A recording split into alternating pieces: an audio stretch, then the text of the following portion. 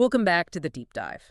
This is where we take your stack of sources and turn them into, well, pure actionable insight. Hmm. Today, we're focusing on one of the most critical areas of modern life, Hmm.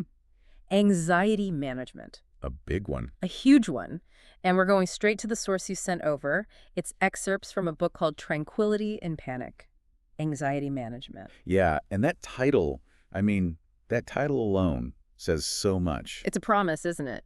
It suggests that even in that most overwhelming state panic, you can navigate it. That there's a path. A path to tranquility. Precisely. And our mission here was pretty surgical. Yeah. We wanted to extract the immediate, repeatable steps from one specific section. Okay, what were we targeting? The heading was How to Stay Calm During Anxiety or Panic. Perfect. So, okay, let's unpack this because here's the core challenge. And it's actually, I think, a really interesting puzzle for us. Right. We have the source, we have the title, and we have that absolutely perfect heading that promises, immediate relief. The how-to. But the actual text, the paragraphs with the breathing techniques, the cognitive exercises, all of that, it's missing from the excerpt we got. It's not there. So we can't give you the specific bullet points. But this, I think, is where the real deep dive actually begins. I agree. Because with the how missing, our focus has to pivot. To what? To the framework. What kind of strategies must be in a guide that makes a promise that bold? A guide designed to bring tranquility to a panic attack. Right. So we're reverse engineering the solution based on the problem. Exactly. And what's fascinating is that even just recognizing the need for a framework, for a structure, that's the first huge step. What do you mean? Well, think about what panic feels like. It's pure chaos. It feels uncontrollable, immediate, All-consuming. all-consuming. Yeah. So the very act of opening a book to a section called How to Stay Calm means you've already accepted a fundamental truth. Which is? That panic isn't just a tidal wave, it's a process. And, any process can be interrupted. You're shifting from being a passive victim to an active participant. I love that. From victim to participant, that's a huge mental shift. It's everything. And if we connect this to the bigger picture for you, the listener, you're looking for knowledge that's quick, but also thorough. And high anxiety feels like the opposite of that. It feels messy and subjective. Right. But the author here, by using a title like Tranquility and Panic, they're basically selling you a predictive model. They're saying this chaotic feeling has a structure, a repeatable structure that you can learn to predict and, more importantly, to counter. And it's that structure we need to deconstruct. Yeah, because when you're dealing with full-blown panic, any effective technique has to operate under some really extreme constraints. Like what? Well, for one, it can't require deep concentration Yeah. or some extensive setup. You can't need a quiet room and a yoga mat No, of course not. It has to be deployable instantly. right then and there. Which brings us to, I think, the logical necessities of this missing content. What are the, say, 3 non-negotiables that have to be in that toolkit? Okay. I'd argue the first one has to be immediacy and zero setup. Absolutely. The intervention has to be available anytime, anywhere, no matter the environment. So if this book is going to deliver, the techniques are probably split into 2 camps. Okay. Physical anchoring and cognitive redirection. Let's start with the physical.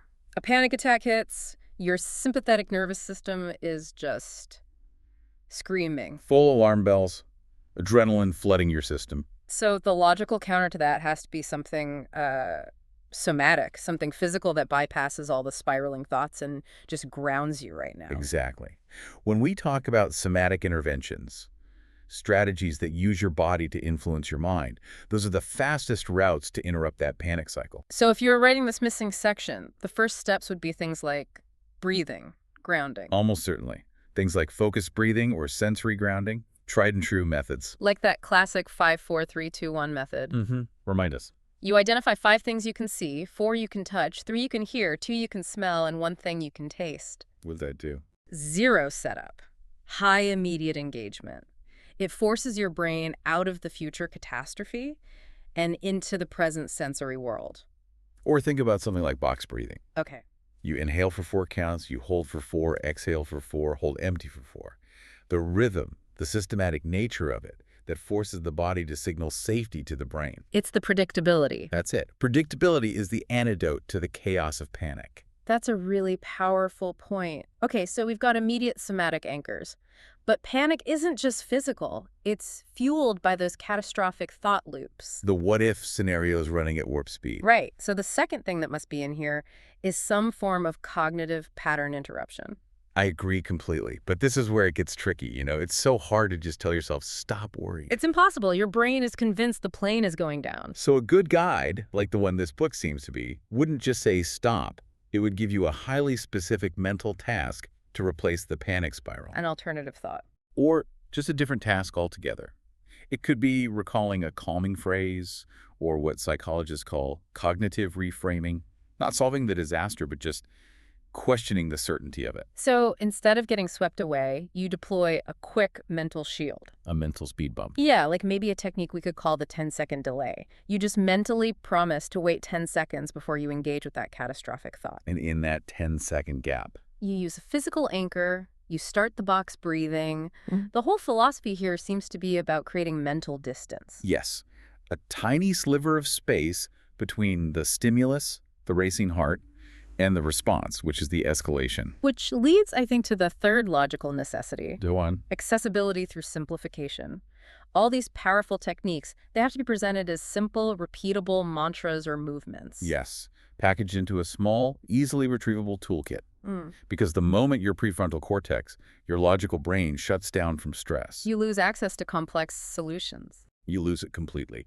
A system designed for panic has to be designed for a brain that is temporarily operating at a much lower capacity. That's a key insight. For you, the learner, thorough knowledge in this context actually means simplified and streamlined knowledge. The complexity is in the design of the tool, not in its use. It's amazing. We can infer so much just from the title and the psychological context.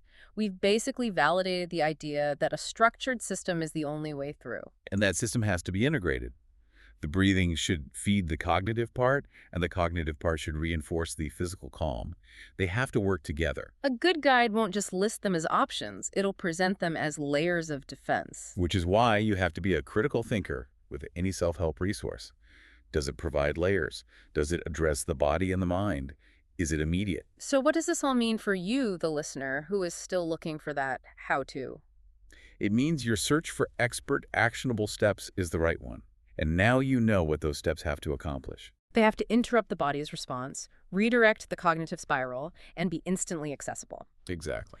Okay, I want to leave you with a final thought, building on this idea of a personalized toolkit. Before you go and find the full text of Tranquility and Panic, try this. I like this. Do a little personal exercise we call the pre-flight check. Okay. First, visualize a moment where you feel completely calm and anchored. Then, outline what your personal, zero-setup, 1-minute calm plan would look like to get you back to that state. So would your plan be mostly sensory? Like focusing on the sound of running water? Or the feel of a smooth stone in your pocket? Or would it be cognitive, like mentally listing every capital city you can remember just to force your brain onto a different track? Or even a movement pattern? Just pressing your feet firmly into the ground and feeling that connection. Try to define your own 3-step calm plan based on what we just discussed. Immediacy, somatic focus, and cognitive interruption. And then, when you do locate the full text of the source, and we really recommend you do to get the author's research steps, you can compare your own intuitive framework against their expert one. And that comparison is going to deepen your understanding so much more than just reading a list. It will make the knowledge integrated, ready for deployment. Exactly. The ultimate takeaway isn't that the text was missing, but that its title forced us to reverse engineer the principles of high-stress knowledge. So go find those details and build that Tranquility toolkit. Well said. Till next time, keep digging deep.